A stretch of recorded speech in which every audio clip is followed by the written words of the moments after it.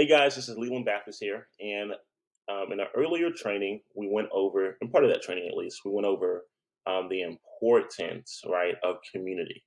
And so I want to really harp on that. So bear with me for the next few minutes because we're going to dive deep on why community is so important. Okay.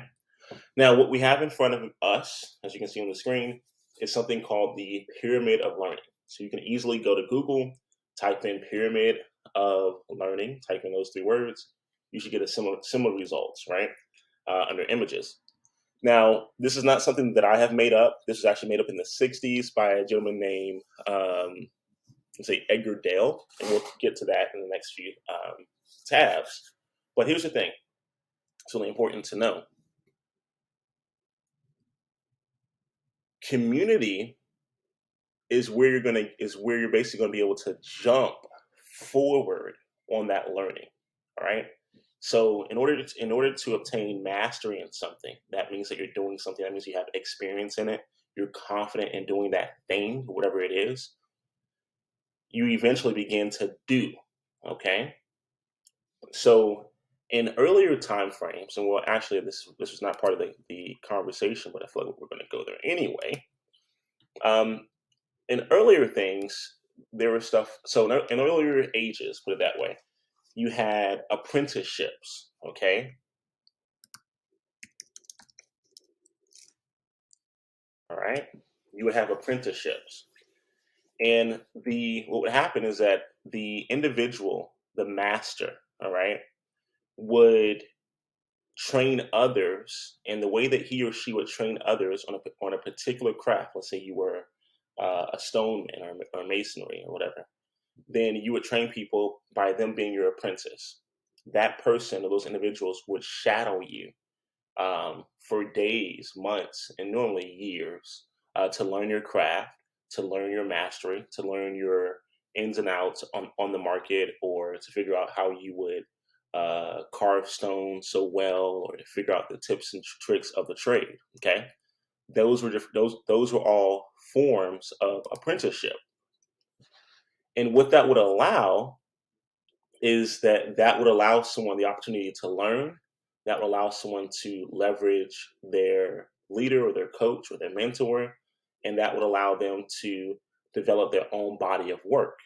Okay, so many famous artists that we know of, Leonardo, et cetera, they all were apprentice of other sculptors, of other painters, Michelangelo, et cetera, et cetera. Okay, that's how they learn. Philosophers, same thing there, right? They were apprentice of other philosophers. They became very well at that craft. Scientists, even when you watch things like I don't know if you guys watch Harry Potter or whatever, but um, if you've ever seen something like Harry Potter, you've ever seen martial arts. Um, there was always a sensei relationship, right? An apprentice relationship, a master, and helps, and that master was helping others to develop and become better, right? Better warriors, samurais, et cetera, et cetera. Okay, so that has always been the case throughout history, right? Um, for example, if you read the Bible, you have Jesus and you have disciples. Well, the disciples would follow and learn after Jesus. Um, I mean, this has always been the case. Now, what's odd to me is that as of late, in this current generation, people have strayed away from apprenticeships, primarily because they don't like the amount of time that it takes to become a master at a particular craft. And that is ridiculous. Okay. Apprenticeships today is just another form of mentorship. Okay. So it's another form of mentorship. Now, I'll tell you guys this.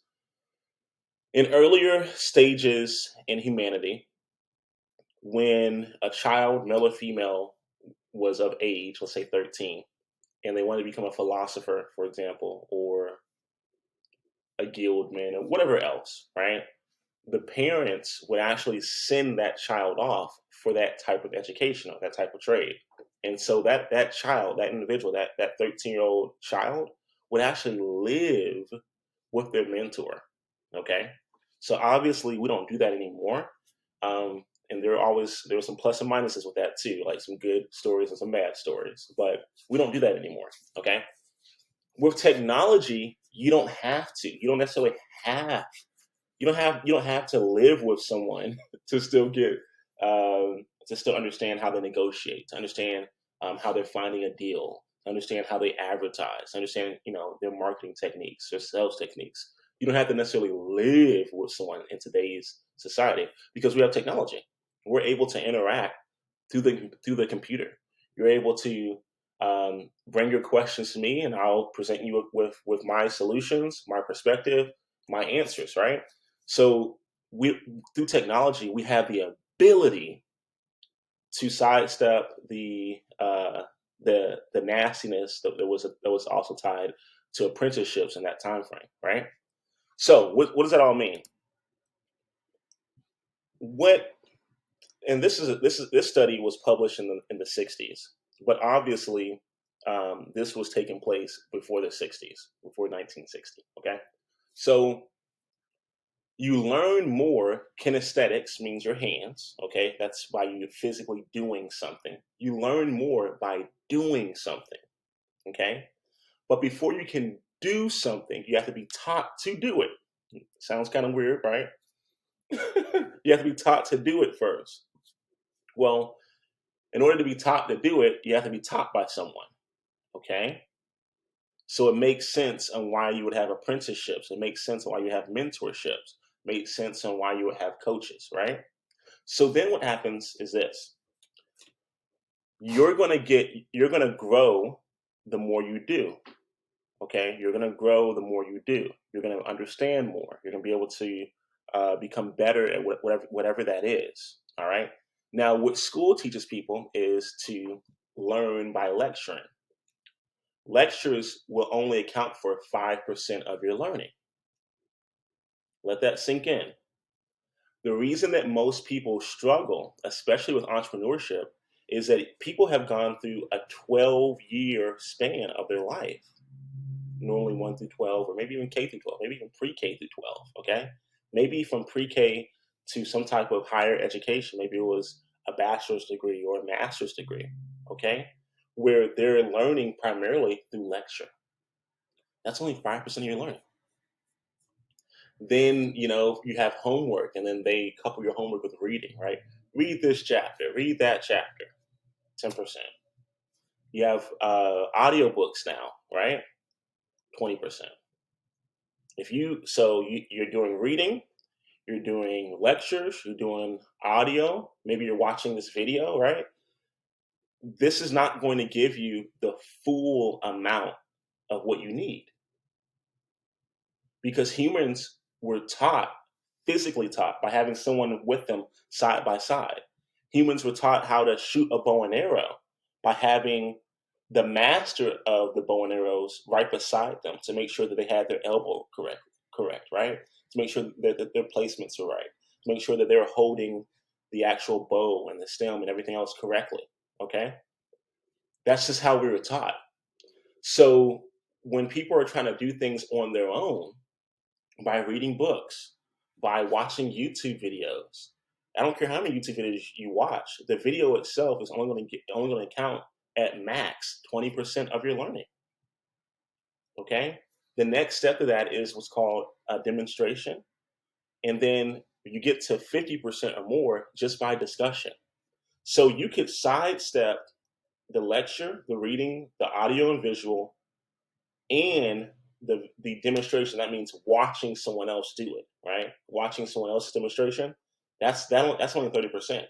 But if you were actually to have a community of people where you would have open dialogue, where you're able to exchange ideas, thoughts, and experiences, and through the form of discussion. Now, with the internet, we can discuss over the phone. We can have discussions on the computer. We can have discussions via Skype, via Zoom, right? Group coaching, all that stuff. That accounts for 50%. That's 50%, guys. Too many people are spending their time and their energy on 5 and 10%. And then they're wondering why they're not getting the result that they want, that they need. that they want. They're spending a lot of their time on 5 and 10%. And you're wondering why it seems like you're just constantly not getting where you want to go. Now, check this out. Through the discussion, okay, through the interaction with other like-minded individuals, people striving for the same goal, what's going to happen is that through your discussion, it's going to spark you to take action.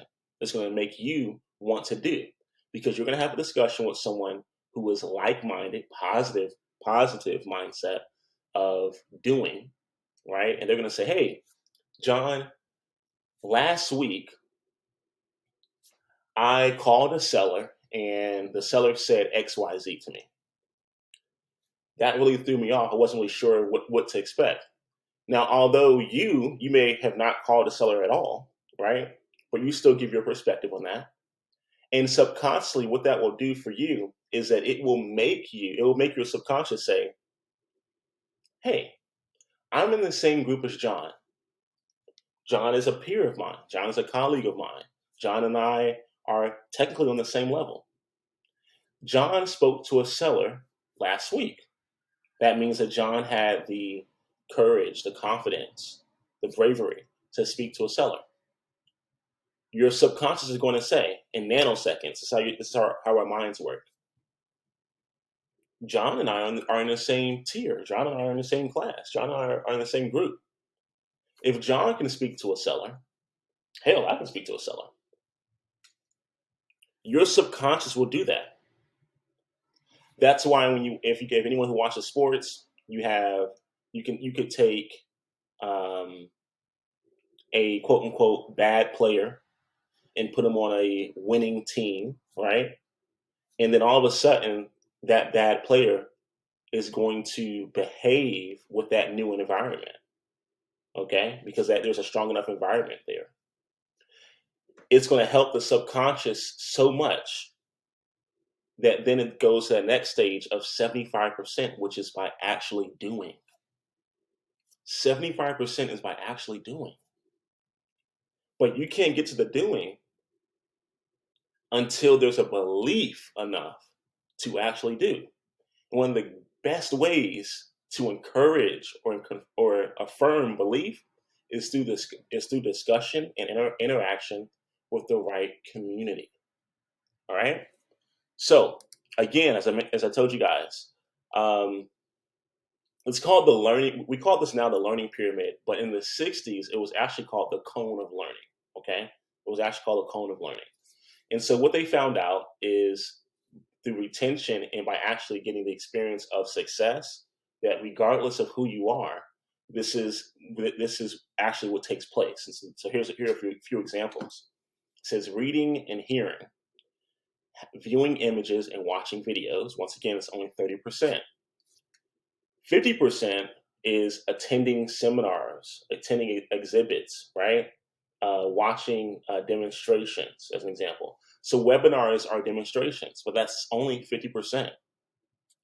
Attending exhibits or attending events is still only 50%.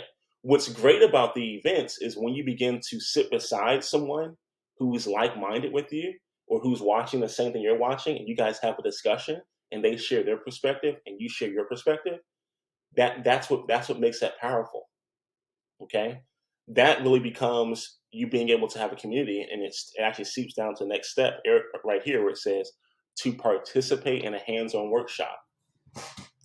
A hands-on workshop doesn't have to be like when you have children in a play area and they're playing with Play-Doh, right? As adults, we don't always do that.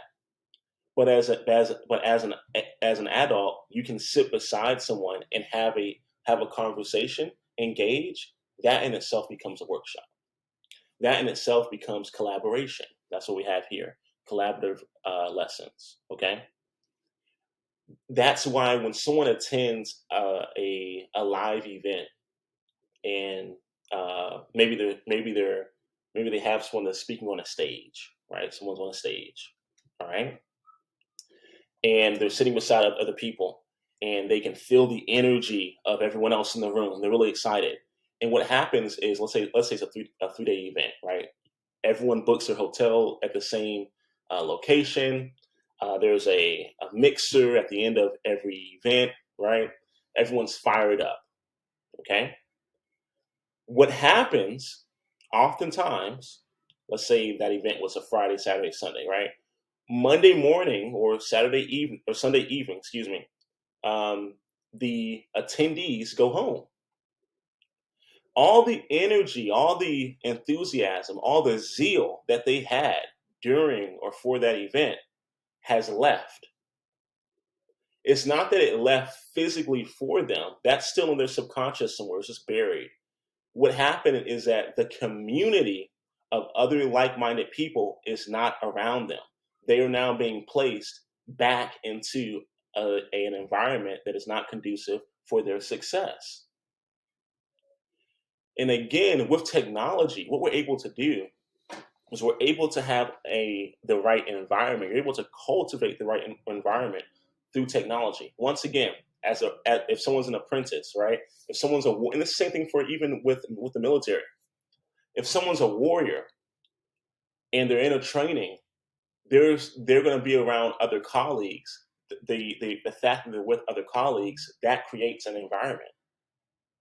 And then it becomes, man, I don't want to let my colleagues down. And so, for example, let's say you're in a sales team, you guys meet every week, and then you guys give a progress report every week, and then as a team, you guys have a level of success or a goal you want to meet. Maybe your revenue goal for the year is 2 million, and it's 5 of you on a team. So everyone's like, okay, you have to do 200,000 of sales. You have to do 500,000 of sales, right? And everyone has their different level to contribute to the team. And so then you guys meet up and you guys give accountability for what you've done for that week or for that month. And you don't want to be the person to let your team down, right? Because it's a team. There's that cultivated environment, and that environment creates trust. That environment allows dialogue, allows interaction, and that environment encourages you. It cultivates you, and to actually want to go out and to do something. This is what is missing. This is what's missing. For example, if you're someone who is avid in the Bible, and it says, "Do not forsake the assembly of the brethren." Why? Because if you become a quote unquote island on your own, you're going to end up sliding down, point blank, because you're not being there's no iron sharpening iron. There has to be two. It has to be at least two other sets of iron to sharpen one another. You can't sharpen your sword on your own.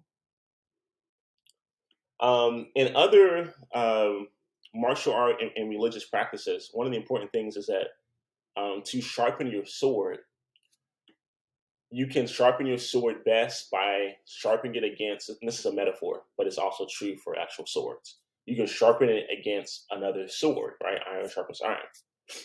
Or you can sharpen your sword the best by putting it in battle, right? That your sword will sharpen as it is clashing, fighting, doing against others. Now here's a caveat with this metaphor.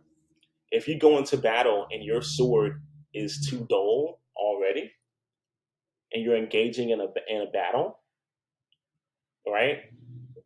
Your sword is going to break. So you're better off sharpening your sword in the right environment beforehand. Okay? That's what that community is all about. So you don't have to take my word for it. This is not something that I have made up on my own. This is something that has had years and years and decades and thousands of years of confirmation and training. What just happened in the 1960s is that they finally put it on paper. But these things have been going on for years. Okay? So you can look up the pyramid of learning. You can read the book with Taylor and Trott.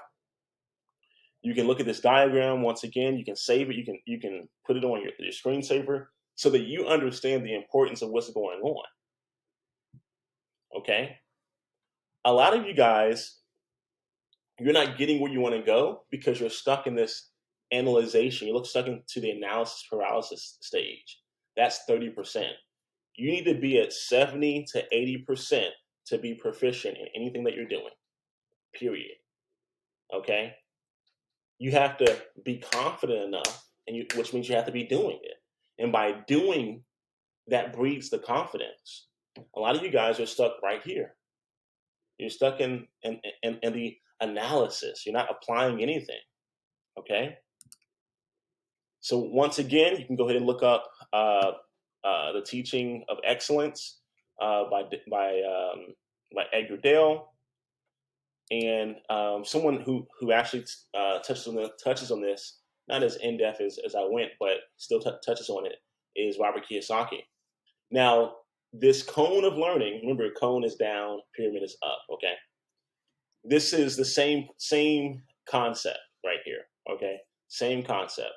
And what's interesting is that when Edgar Dale created the cone of learning, it was to help children become more proficient, right? To develop better expertise.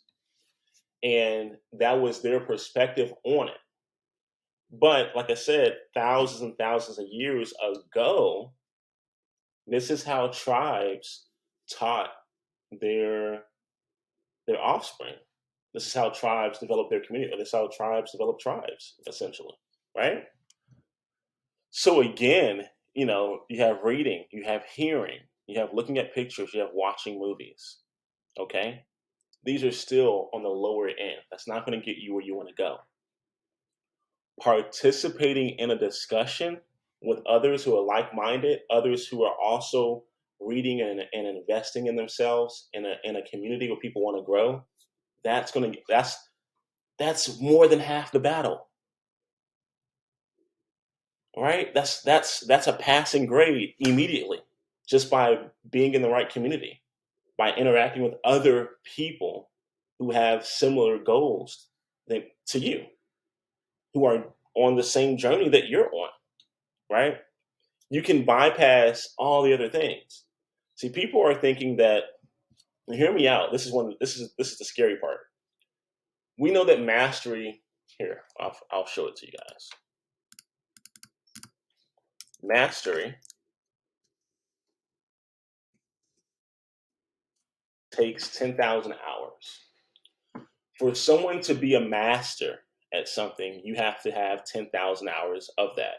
This is part of the concept with getting a doctoral degree, right? This is really where this is coming from. So that's 10,000 hours. What a lot of you guys are thinking is you're thinking that if you watch or read 10,000 hours worth of audiobooks and books and movies, that you're going to be a master at that craft. No. You would have to. That's not how that works. Let me see here. Okay. Here's a book. I always have a lot of books, right? Here's a book. This is actually a magazine, but here's a reading on finance and retirement. Okay.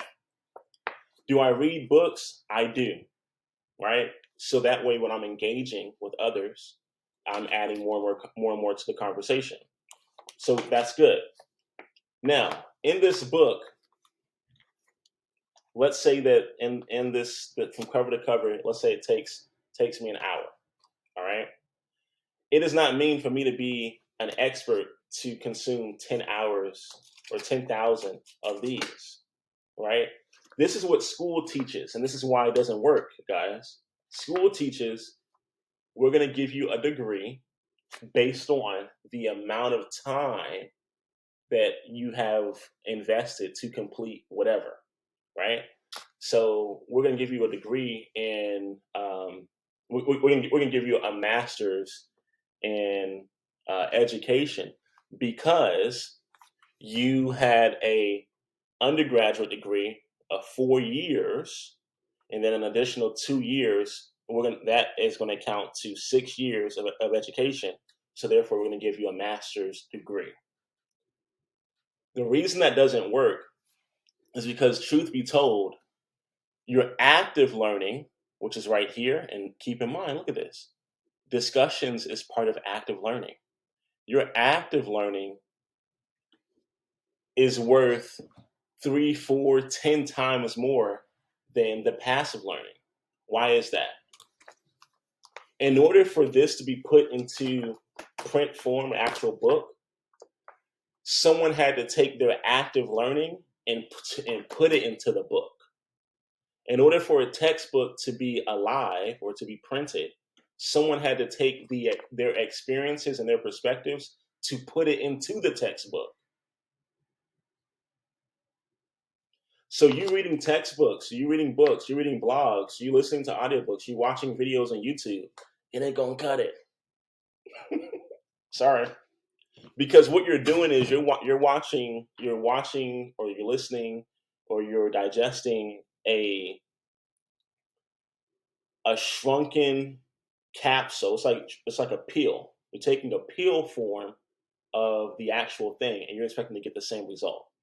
Nope, it's not going to happen.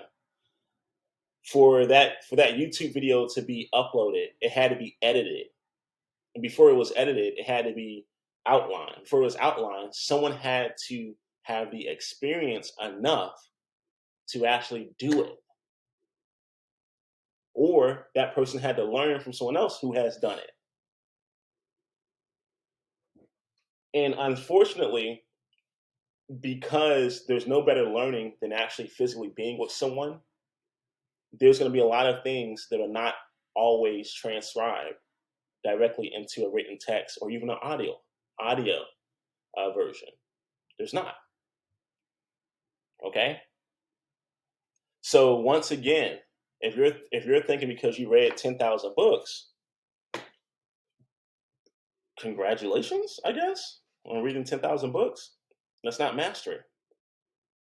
You're still going to have to do. You're going to have to do. That's how it works, guys. So I'm urging you right now, community is so important. Community is so important. Community is so important. Just by having discussions in your community with others who are like-minded, that's 70% right there. That's 70%. That gives you that extra push, the extra 20%, quote unquote, to fulfill. Right? And once again, it goes back to the 80-20 principle. So you can basically get to 80% by having a discussion, by Look, check this out right here. Zoom in a little bit. Okay.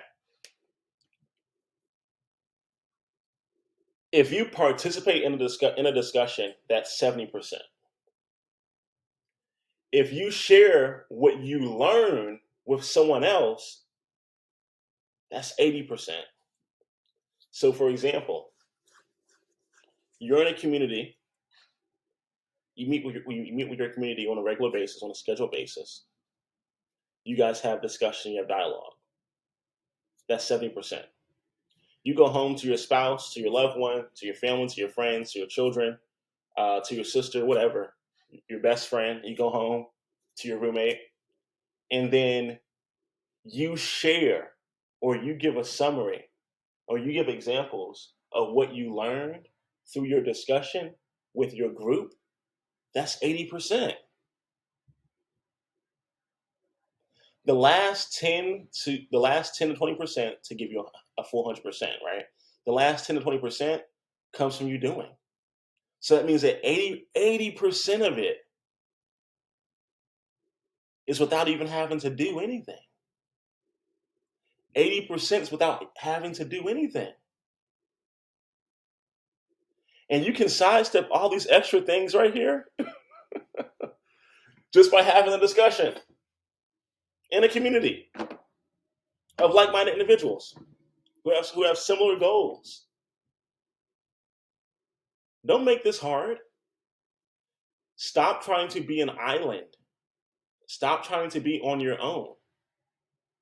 Stop lying to yourself and saying that you don't have enough time to do it.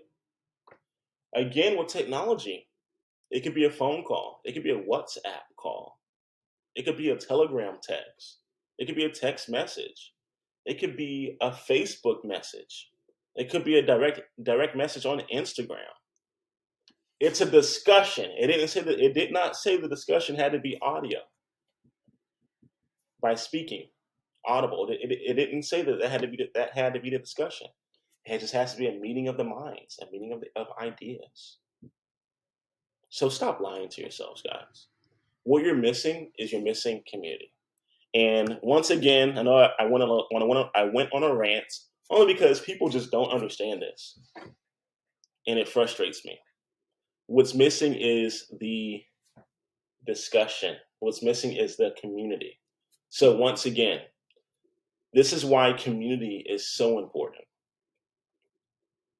This is why for asset builders, it was important for us to have community. It's important for us to have calls together. It's important for us to have scheduled Zooms together, because that's where the learning comes from. Can you imagine having a coach?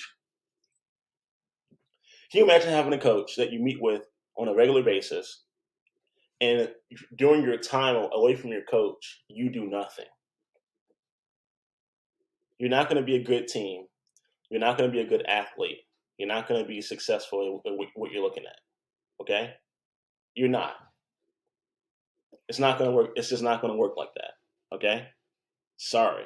I mean, I have to be honest, because all it will take, if you're not if you're meeting with your coach, or your team's having practice, right, and you guys practice for a total of, let's say, 8 hours a week, all it would take is for your rival or your competitor to practice 9 hours a week, and maybe not immediately, but eventually they're going to be better than you because they're putting in more time. Who would have thunk it, right? For example, most of you guys are down here. You think you're putting in a lot of time to get better at something because you're reading and you're watching videos, when you could multiply those hours by having a community and engaging with other people.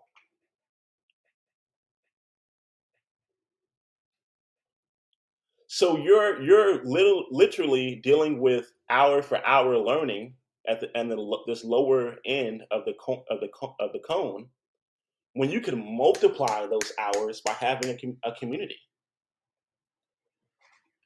People, how many people watch CNBC every morning and read the newspaper about wanting to get wealthy, quote unquote, or get rich very quickly. And then think about when Bitcoin started. You had to be on a need to know basis. You had to be within smaller communities that were having discussions, that were sharing things about Bitcoin for you to even know about Bitcoin before it was popular. Stop isolating yourself. Man is not meant for isolation. It literally said in Genesis, man is not good to be alone. So I'm not really sure why so many people are so fixed on being alone or wanting to be isolated. That's silly. You can have virtual meetings with people. Community. To commune. That's why you have communion. Communication. It all ties in. It's important. Commune. I commune with you. You commune with me. And through our union, we become one. I don't understand. I just don't understand what's wrong with people. So, with that being said, once again, community is important. Community is important. Commune, unity, community is important. That's the only way you're going to accomplish what you want to accomplish. No one does everything on their own. I don't care. I don't care who they are. The whole self-made thing is a lie. It's a lie. That's a lie. Someone taught them how to read. Someone taught them how to write. Someone taught them how to walk. Someone taught them how to put their clothes on. Someone taught them how to wipe their butt. Someone taught them how to use a restroom. Someone taught them how to shoot the bow and arrow. Someone taught them how to shoot a jump shot. Someone taught them how to believe in themselves. Someone taught them how to do a crossover. There's no such thing as someone doing everything on their own. Sorry. Stop it. Stop kidding yourself. Do what you know. If you're still listening to me right now, you know exactly what you need to be doing. All right. Now, Asset Builders Club is a great community and we're growing. All right. It's a great place for you to get in, participate, have discussions, learn from others, benefit others, grow others, share. Once again, right here, if you participate in a discussion, that's 70 to 75%.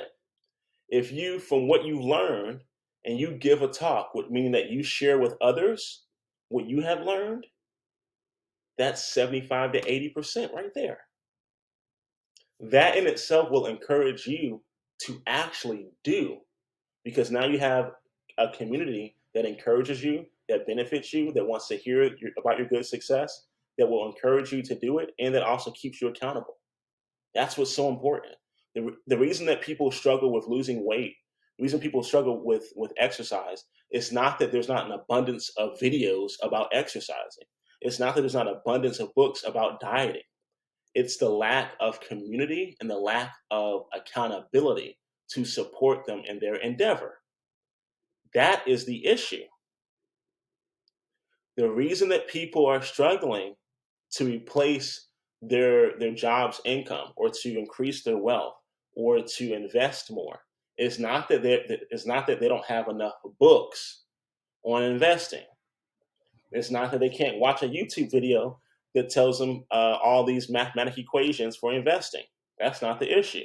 The issue is the lack of community. The issue is the lack of accountability and the lack of guidance. That is the issue. Do not confuse guidance with reading a book. It is not the same. If reading a book was enough for guidance, then the Bible would be it. Why would God send the Holy Spirit to lead and guide if you already got the Bible? Seems like a wasting, right? You need the guidance. You need the guidance. You need the guidance. You need to be able to come to a community. You need to be able to come to a coach, to come to a mentor, and have your questions answered. Share your concerns. Share your perspectives. That's what you need. Okay? With that being said, make the right decision. And if I was you, I would join Asset Builders Club. Talk to you soon.